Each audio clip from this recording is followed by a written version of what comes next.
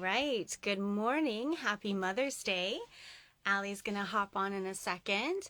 And as she does, I want to remind you of this. However you approach this day is valid.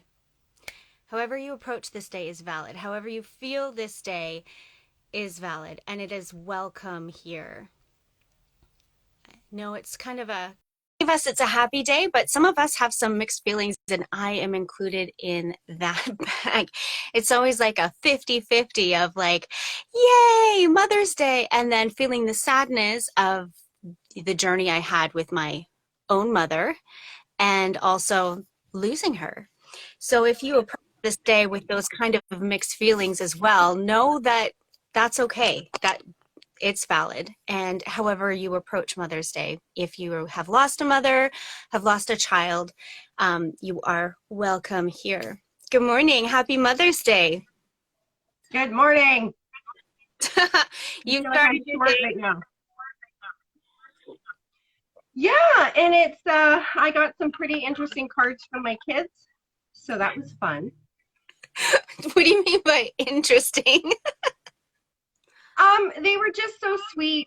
It's just their whole idea behind things, and it was really awesome. Their creativity, and it's funny because I love flowers. Like I love flowers, but not on Valentine's Day, not on Mother's Day. Even kind of like on my birthday, I feel like it's like I can't even believe the lineups at the grocery store. It was overwhelming.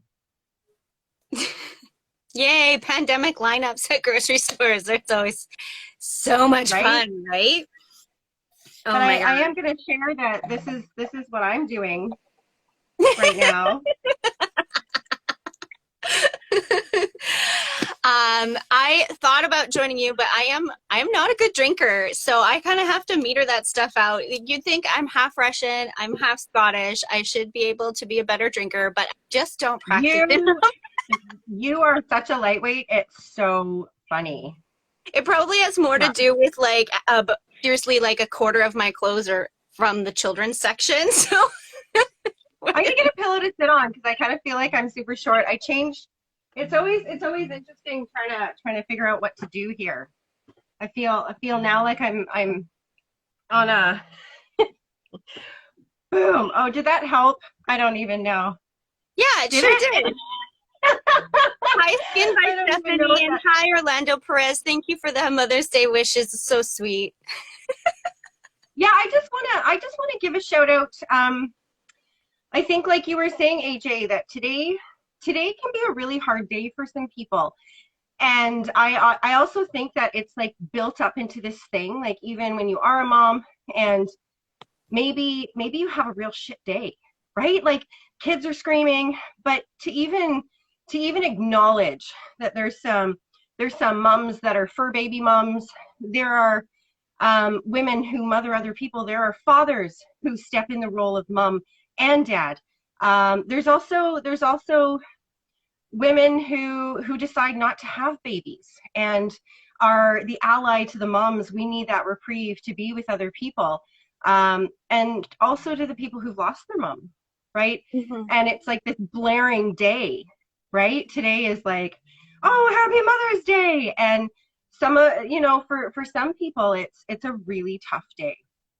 So I think that you have to make uh, whatever day, whether it's Mother's Day. I find Valentine's Day is the same way. It's like that stark reminder if you don't have someone, that you're left out in the cold. So, um, yeah, like the whole, these whole celebrations. And motherhood is complicated, like how we feel about being a mother, how we feel about our mothers, um, and I think that for more than not, it's complicated. Yeah, absolutely. The first Mother's Day that I spent after losing my own mother, I think I was like drunk half the day. Like just straight up honest. Yeah, there you go. But we have these I'm days not gonna that be are drunk half the really day. Just Hmm? just for now. just I,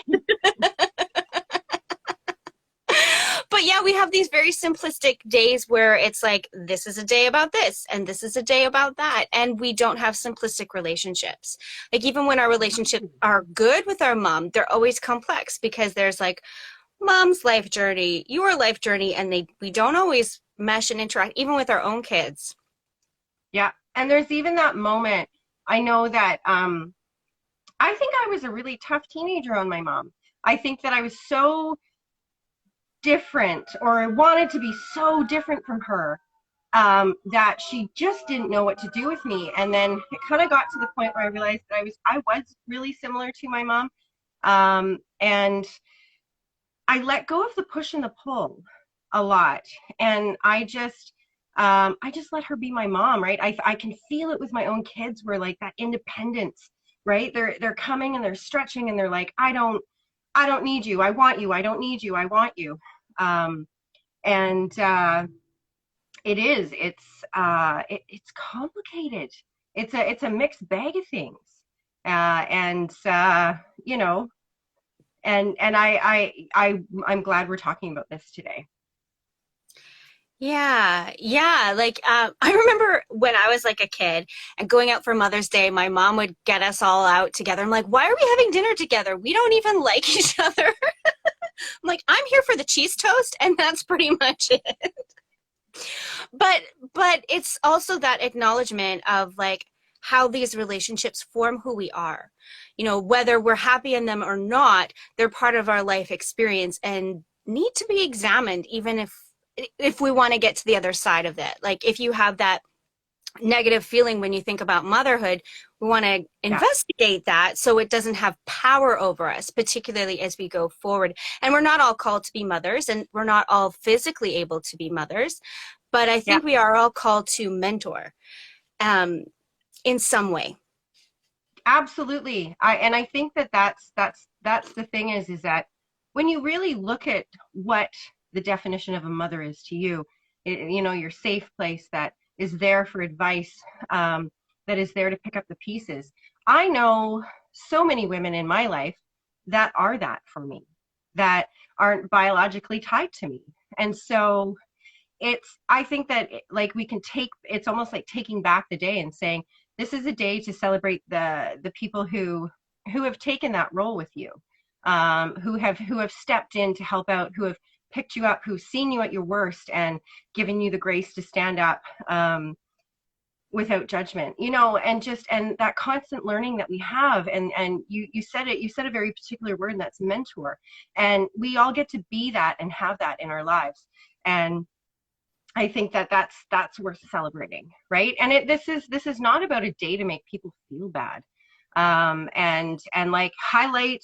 It's like that Facebook white picket fence, you know, like, oh, look at all this stuff, how perfect our lives are, and motherhood is messy, and a lot of what they don't tell you too, is how awful that it can feel and how lonely it is when you first bring a baby home, and then everyone else goes on with their life and you're stuck with this small person, and you're just like, oh shit, what do I do?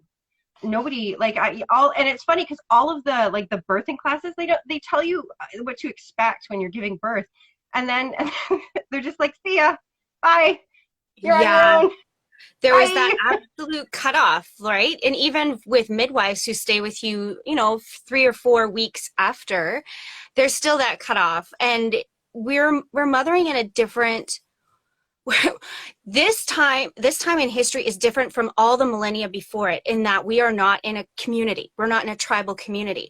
So when you feel bad because we tell ourselves on social media to not sit your kids in front of the TV, well, we used to have mothers, grandmothers, and aunties nearby to look after our kids so that we could Entertainment. eat.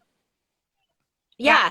So then the yeah, first step is letting aside that guilt and like drinking your cup of coffee and letting them watch the TV if that's what's needed. We need that eye support, even if it's just like scrolling on social media. I mean, we shit on ourselves all the time for how much social media we're on right now, especially when we're in a pandemic and we're not supposed to be talking with other people. We still need that eye contact, and our kids yeah, do too.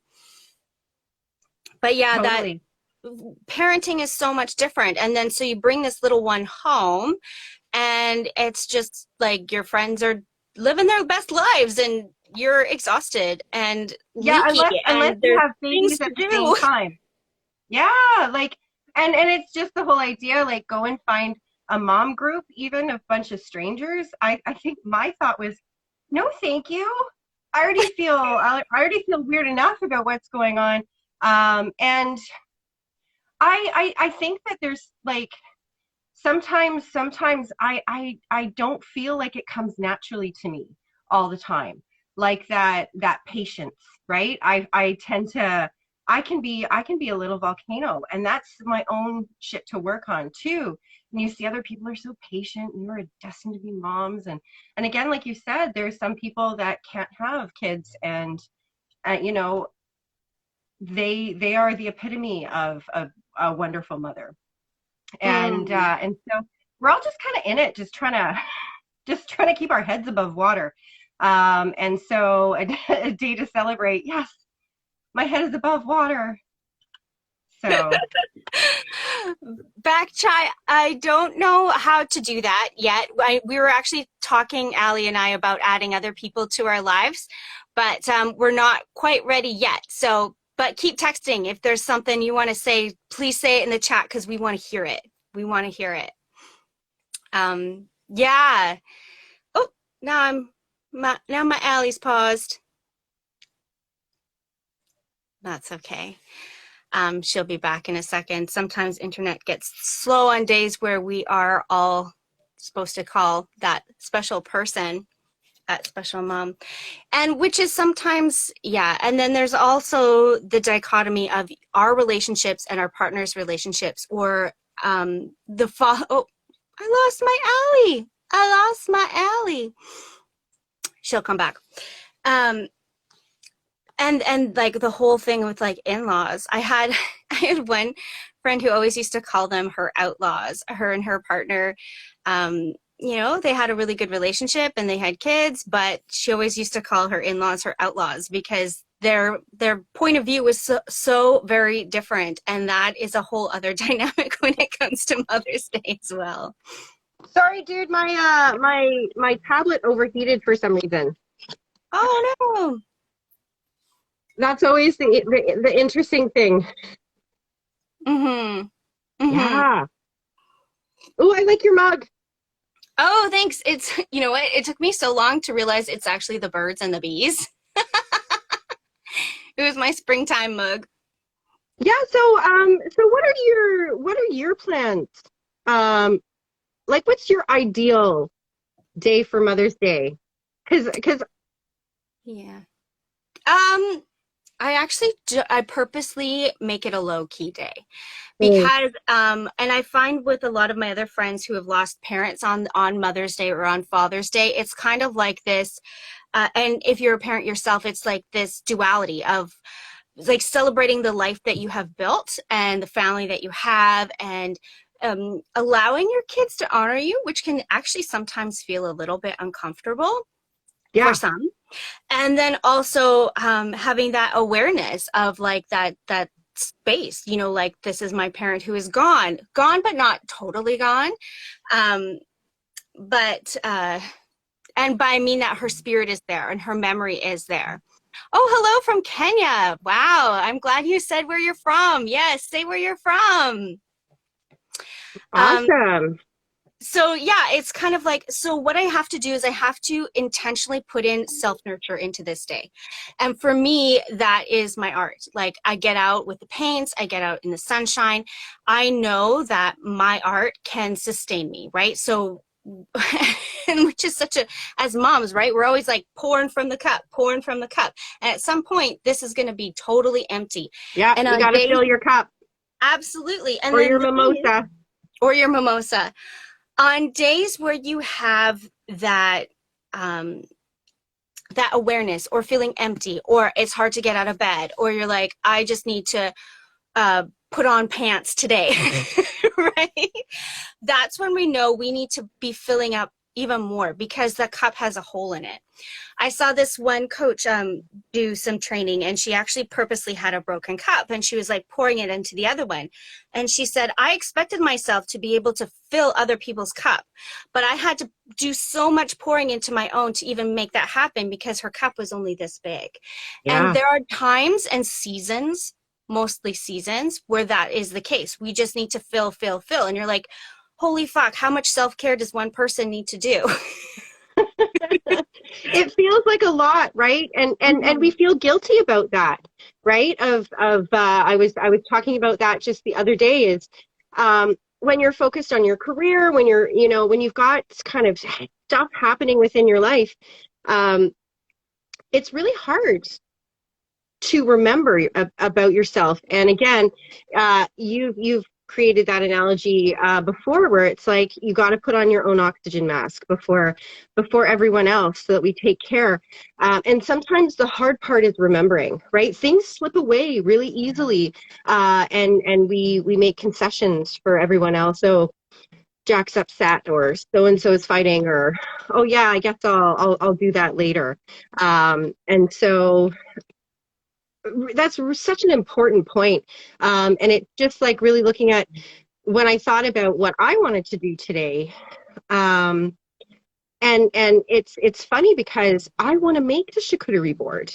I want to do the food prep, and it can freak people out and be like, no, no, no, but you need to sit and relax. It's like, you've seen me at a party, AJ.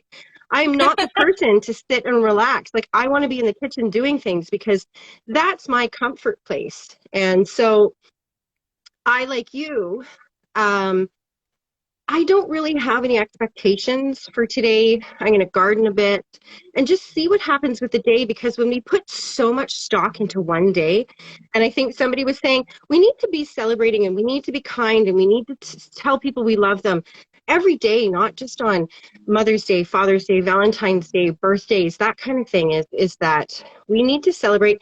This life is not long. So, really, really making sure that we are showing up for ourselves every day, throughout all of this is so important. Mm, yeah. And if you're going through a season of discomfort with any sort of day, be it Mother's Day, Valentine's Day, Father's Day, whatever, allow yourself to grow through that season, right? Like, just like, you know, the sun follows the night, like spring follows winter, and just allowing yourself to grow through that season is so important. Like, my first Mother's Day without a mother is not the same as this one. And every year it changes, and it doesn't make that loss any less of a loss, but it's how you reflect on it that makes the difference between healing and wallowing, if that makes sense. Because when you are wherever you are in time, it's not just like what has happened to you, it's how you have processed it.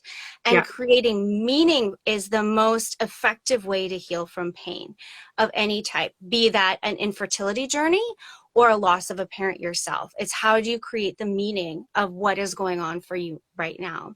And they've done studies of this too, even with people who have no like religion or you know, spirituality. It just is a matter of creating meaning of to your biggest life experiences will help you process them better, and statistically you will be happier.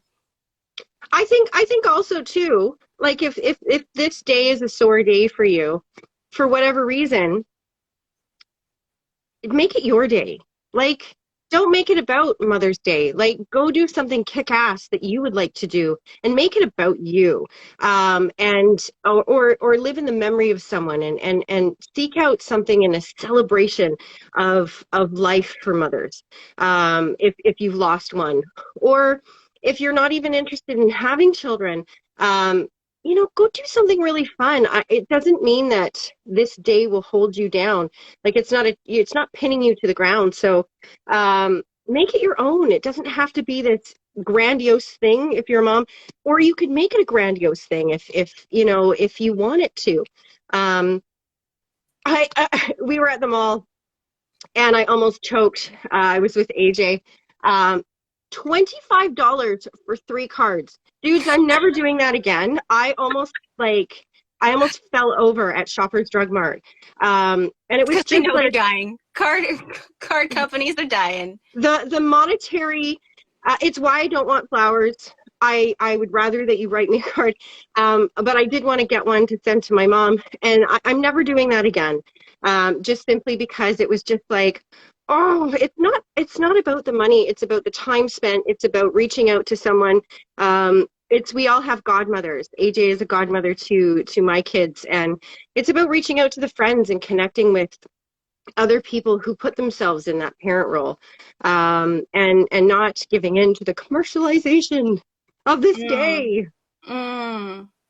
So let's switch gears. How has being a mom changed you as a person?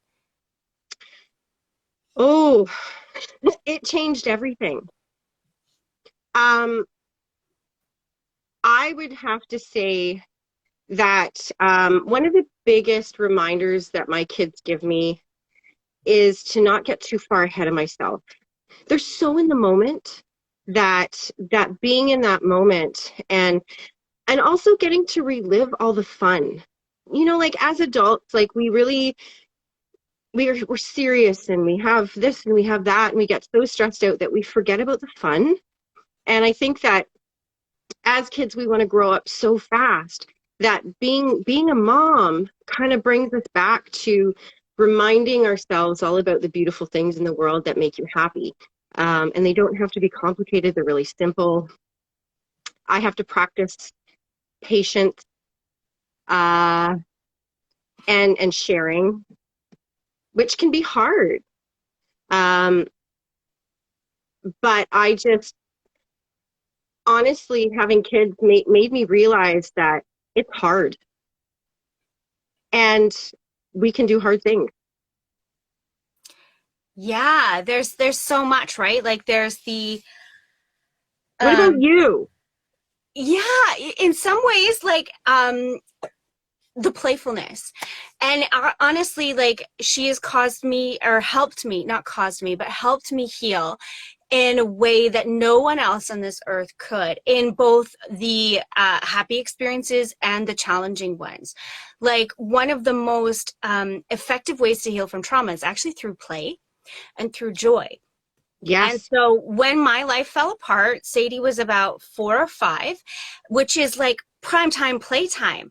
So part of like coming back to healing was like just really literally doing little kid stuff, right? Like walking along the school fence and feeling like my fingers, like feeling the texture of things, or like stopping in grass. And one of the most amazing things about having a baby was, and in Canada, we get like a year mat leave, was having that 1 year of literally having nothing else to do but Hmm. enjoy her and learn who we are now. And that was really, and like going forward, that was really good to look back on that, to have that as a goal of, even though I'm doing all this other stuff, to just be who I am and enjoy what I'm doing without like doing all the other stuff, but without feeling the pressure of that. um See, you had a different experience than I did. yeah. That first year was really, really hard for me. I felt completely out of my element. I was scared to reach out because I felt like a horrible person because I didn't know how to handle certain situations, here with this baby. And it was easier with Jack, but I found the isolation, just like everyone has over this last year, uh, overwhelming. I didn't know who to turn to or ask or even tell, right? You don't want to tell people that you're struggling, because their reaction to you saying, I'm not okay, tends to be, oh my God, I'm going to try and fix you. And I felt a lot like I was hiding under a blanket. And I made it through it. I had to navigate the waters, but boy, it was like getting thrown into an ice cold bath. For me, it was shocking. Yeah, and like with postpartum, there's so many variations of it that when we're even struggling a little bit, we're like, oh, I don't want to be shamed with it. Or if you're actually experiencing postpartum, feeling the shame of it, Yep. but also missing out on like when we feel the shame of it, it's harder to reach out for help and get that support, which we need so badly. Like, we need the bonding and support.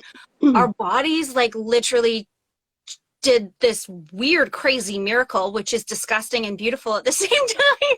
I think you just said it perfectly about parenting. It's disgusting and beautiful all at the same time. Yeah, and like how it changes your marriage and relationships. Yep. It's huge. Because there is this whole like, we were just two people, and now there's this screaming, hungry little person that is consuming all my wife's time. Yeah. Yeah, it's a lot to navigate. And then coming back to like wanting to have sex again and having time with each other and remembering why you did all of this in the first place. Yeah, we just got a lock on our bedroom door like 2 months ago. Thought that we would have learned by now.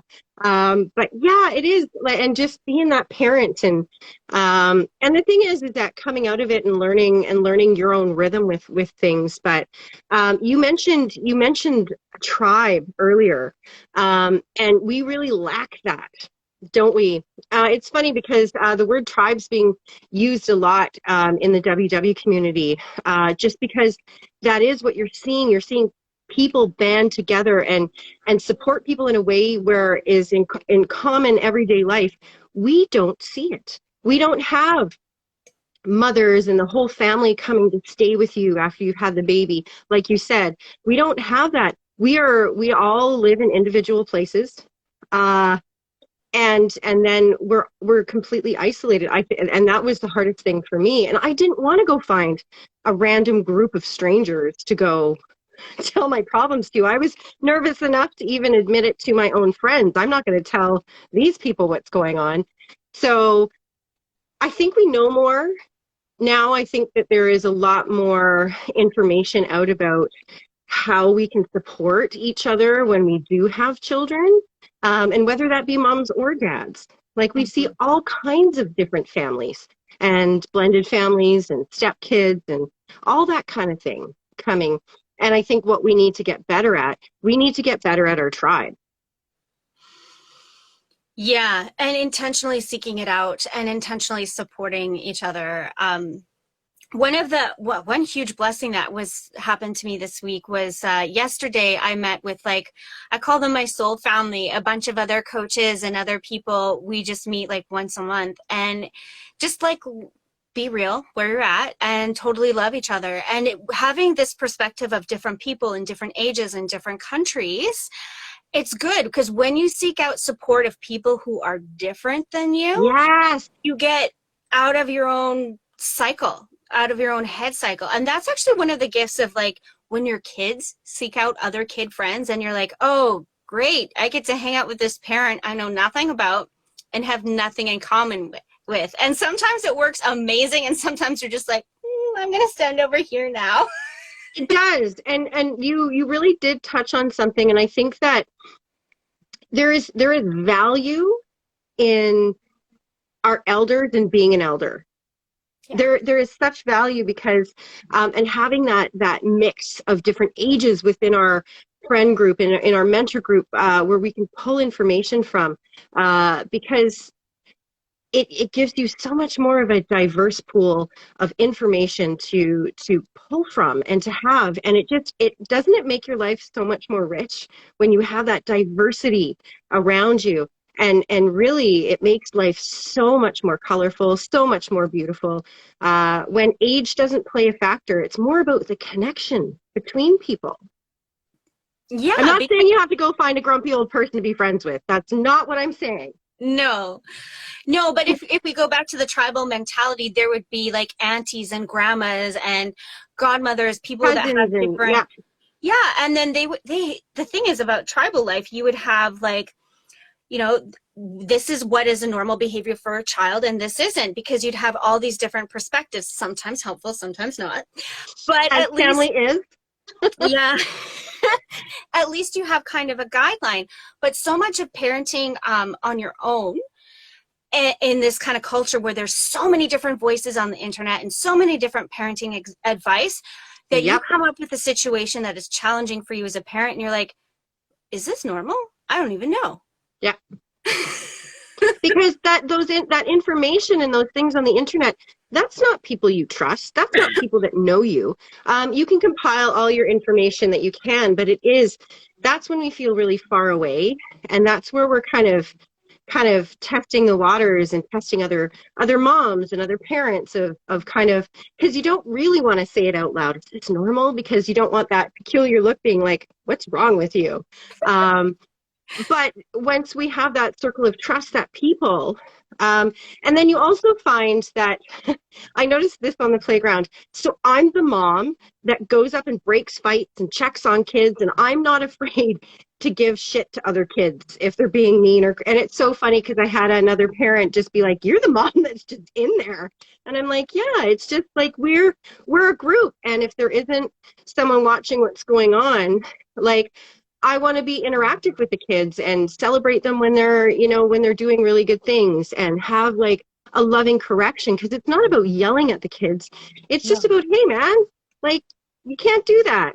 And to know that there's other adults that are safe, that can come up, and you don't know if mom over there is in tears, overwhelmed, and can't handle anything. And so that's where you see us come together, and I really want to see more of that. I'm really unafraid of, I appreciate when other parents intervene with my kids too, because I have days where I just can't, and they're going to listen to Auntie AJ more than they're going to listen to Mommy. Well, sometimes a kid just needs another voice because ours has got so normalized, or Yeah. they need other parents, other safe adults that they can tell their embarrassing stuff to. That, you said the word right there. I think that's another really important thing, that parents need to have a group of adults that are safe, that their kids can turn to. Because if your kid's drunk at the party and they know they're going to get in a little bit of shit with you, Yeah. and just like being that with your niece or nephew, or the other kid that you have earned that place of mentorship in their life, of being like, I will give you a bailout. If I find that you're in an unsafe situation, I will intervene, but I want you to know that your safety is first. Yeah. And that I can be your bailout, and I will drop everything and help you out. There may be like a step 2 to this, but getting out is the first thing. And I know like a lot of families have a text code where like you can just text XYZ, like literally that, and then they'll know like, okay, what a great idea. There's, just safety first, and having information that kids can get that isn't from their stupid friends. Not saying all the kids are going to have stupid friends, but when they're left to their own devices, it's amazing at some of the creative, interesting things they come up with that are facts that really aren't. Why, have you come up with any facts lately? Well, there have been some interesting situations going on with the kids lately, but I won't embarrass them by saying it live on Instagram. That's for the book later. Gotcha. Yeah. And the other thing about parenting, which I was glad, like when I went to therapy or when I had coaching support, was the age that you were when you felt the most injury, like most psychological injury, is often triggered again when your child is that age. Even if you've been healed, you'll be like, you'll have this like spidey sense of awareness that everything just feels a little bit closer to the surface. Holy, that's really amazing, because people can start to feel like they're going squirrely and not know why. Yeah. And it's not that you're crazy, and it's not that you haven't healed. It's just that this is an in-your-face reminder of what has happened. And then like level up or intermediate to advanced healing is, when you first start and you're like, that was a really shitty situation. And then you're like, well, I'm glad I had people around me to help me through it. Or I'm glad I sought out support afterwards to help me through it. And then when you get next level, you go, well, I'm glad I have me to help me through this. And then when you're like that with your kids, then your kids can see that stuff gets hard sometimes. Shit happens. And there's things that we can't control, but if my mom can heal, so can I. Like, How much of do you ever get this where um so you try to not let your kids go through the same thing that you did? yeah, it's one of the most in your face things about parenting is allowing your child to be uncomfortable or hurt, Oh, because you don't want to let you love this little person so much you don't want them to ever hurt, but hurt it, like, our pain is part of what makes us human. yeah. Processing that stuff and allowing them to be uncomfortable allows them to grow. And I'm not saying like leave them in a bully situation, but like allowing them to feel jealousy, allowing them to feel like extreme dislike or hate, or Or allowing them. intervening when this is their journey to go through, because we can't take away all the pain. We can't take the bully out of the situation. Like, we can't be there to protect them all the time, because that is them learning to develop their own voice and to learn how to figure out situations on their own. But we do have that, right? When it's the bailout, right? As moms, how much do you bail your kids out of a certain situation, and how much do you let them do it on their own? And preteens and teens relationships are so important, and the hurt feels so big because they're Yeah. they're they're literally doing that. They're learning how to seek out partners in later life. So these relationships become so important at this age.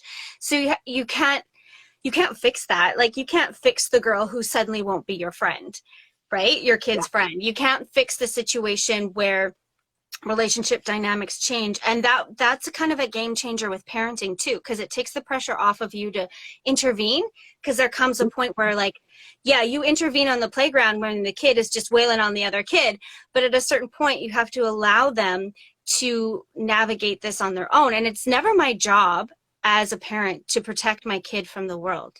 It's Yeah. my job to help her navigate the world that she finds herself in. Yeah.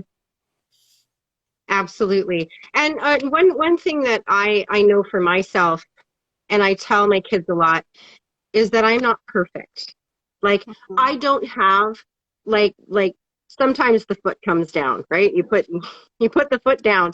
Um, but I'm imperfect, and they have to know that I'm imperfect, and that I don't always know the right answers, because then it allows for them to not have to be perfect either.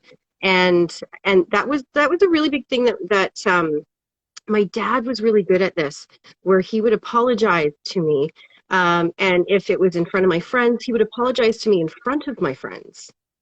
And Mm. there was a humbling in that, where it really made him human, and it took the pressure off of me to be perfect, and to have to strive for this. I know everything, and I have to be good at everything. And the one stunning thing, though, that I found, because we've always had this philosophy in our house, but my kids get really, really mad when they're not good at stuff. Like, furious, like, so mad if they're not perfect at something. And it's such a weird thing, because it's like, where does that come from? Because that's not what they're being taught at home. But I think we naturally have this fear that if we're not good at something, we're not even going to try. Mm. Yeah, that's such an adult behavior too. But just, is Sadie like that, where if she's not good at something, it's just like, Oh yeah, and well, and then it's hard to track. Sometimes it's hard to track where the meltdown is coming from, yeah. because we actually had this incident not too long ago. She wanted to do a chore, and she couldn't figure. Like, I wanted just to let her see how far she could get with this chore on her own, right? Like, I didn't want to micromanage, and I said, okay, I'm just going to let you try it for a little bit, and then I'm going to come back. And if you need help, I'll be there, and then we can break the task down a little bit more. And there was a huge meltdown because she um, wanted to do it right. She wanted to do it perfect. And it was Yeah. hard and it was challenging. And then tracking down the meltdown. Okay, so how much of this meltdown is because this is too hard? How much of this meltdown is because you're tired? Or is there Hmm. other stuff going on? And then there's that awareness, and then that's helping the kid come to their awareness as to why their reaction is bigger than the situation merits. I don't know if that makes sense. Yeah. But yeah, And, yeah. and you're right. It's hard watching them go through this because we've been through that. And that this is why having like a multi-generational relationships within your life is really, really handy, especially as an adult. To bounce things off of people that have been there before. But yet, you know, my almost 10-year-old certainly doesn't want to take advice from me. And it's like a lot of convincing. You trust me, right? That you know that what I'm telling you is the truth and you'll make it through this and it's okay. And you know, so one Yeah, and day. that tribe is just so monumental. Like even like I'm very, very lucky that I co-parent with someone who is mostly on the same team. Like sometimes we have different opinions. We're always on the same team, but mostly on the same page. Yeah. But there are times where allowing her to be in that discomfort is actually quite triggering for me because I grew up in an abusive household. Yeah. So then I have to navigate of like, well, where is my pain entering into this situation? How can I acknowledge that and still get the result that like, and still be the parent I want to be? Right. And so there are times where, and this will vary different times of year. So if she's having a meltdown close to, say, Mother's Day or close to like a trauma anniversary day, it is harder for me to stay present in that moment and be the container for their anger and not absorb it. And they And don't know that. no, they don't know Right? that. And that's none of her They have business. no knowledge of that either. And Mhm. so they're just doing their thing and being little volcanoes and Yeah, and this is where you like if you are a parent after like say you had an alcoholic parent a parent yourself or whatever shit happened in your childhood where you have to kind of level up and have that self-awareness and do work on yourself so that you can be the parent you want because yeah. the natural instinct which is totally normal is to be like I went through so much worse than this and this is the behavior you're giving me and You know what it reminds me of? The I had to walk to school in the snow, uphill, both ways, both with ways. bricks on my back. You know, and like in a snowstorm, and you're like, well, I grew up in Saskatchewan, that might be possible, but not helpful, not helpful. Yeah, like those anecdotal things of like, or just even like just some of the weird stuff that they would say as a parent. I just remember my grandmother saying that there were starving kids in Africa, so I needed to eat all my food. And like, yeah, it doesn't like what? Maybe we should send money. You know, like don't the That's weird weird math. things that parents would say. Like what is one of the weirdest things as a kid that you were told that was like so Oh, bizarre to you now? oh, oh, I don't know. I got my family was not normal, but like Trying to think of but some we of did get the told weird things in order to, like, we were told weird things in order for our parents to get the behavior they wanted out of us. yeah, Right? Like, yeah. I remember being 3. Okay, this is a really silly, stupid one. But I remember being 3 and having, like, this big ass sliver in my finger. And you know, when you're a kid, you don't want the tweezers to come at you. And you know that peroxide is going to sting like, like a whatever. So my grandma was like, if you don't let me take that out, you're going to turn into a log of wood. And I remember sobbing so hard because I legit believed that I would turn into a log. Oh my goodness, that's the things that nightmares are made of. Or even like when kids are like and somebody says if you your face is going to freeze like that if you Don't stick your lip out or a bird will poop on it. That was one. that's a weird one. Really? I thought everybody had that one. don't stick your don't stick your tongue out or a bird will poop on it. That's so funny.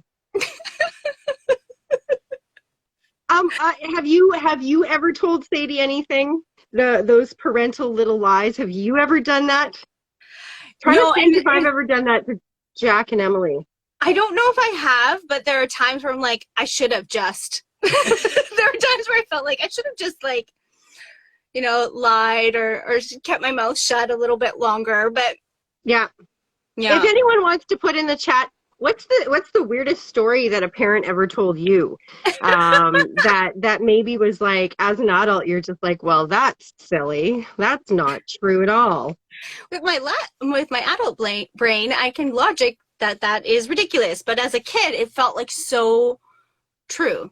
Yeah, like there's just some like old wives' tales or those stories that as kids that you were just told. Um, yeah, like even just like if you got out of bed, the witch would get your toes. Oh, I Yeah, didn't hear that one before. yeah.